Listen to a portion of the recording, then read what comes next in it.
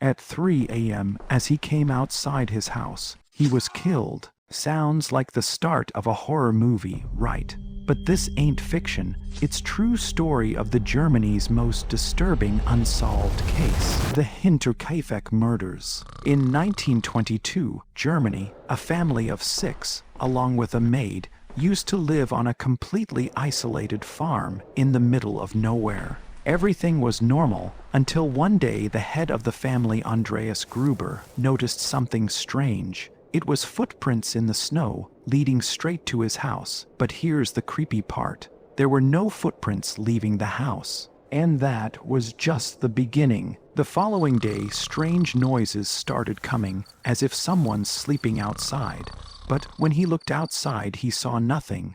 And next day, a newspaper showed up in their home that no one has even bought. These strange occurrences became even more frequent, and the maid, having had enough, finally quit her job, saying the place was haunted.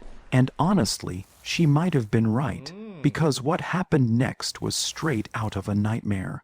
On March 31st, a cold, quiet evening on the farm, Andreas heard some noises again.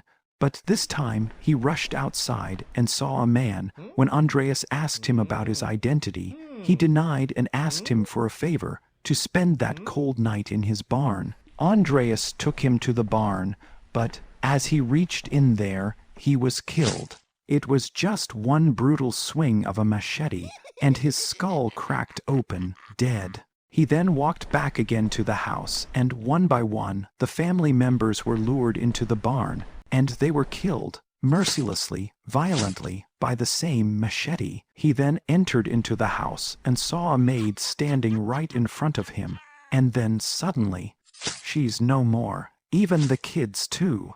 Everyone inside that house is dead. But here's the strange part. After killing everyone, the killer didn't escape, but instead, he stayed in the house for weeks, feeding the animals and eating the family's food, even sleeping in their beds. He was living among the dead, as if nothing had ever happened. But that was until the neighbors noticed something strange, a strong, unbearable smell. Initially they thought it might be some dead animal, but when they reached neighbors to complain about it, they found their bodies lying in their barn, dead. Scared, they called the cops immediately. And when the cops arrived, they found no signs of that killer. It was like he came in, murdered everyone, stayed in their house, and then vanished, living a normal life among the civilians. Till this date, nobody knows who that killer was. He might be that old uncle living next to your house.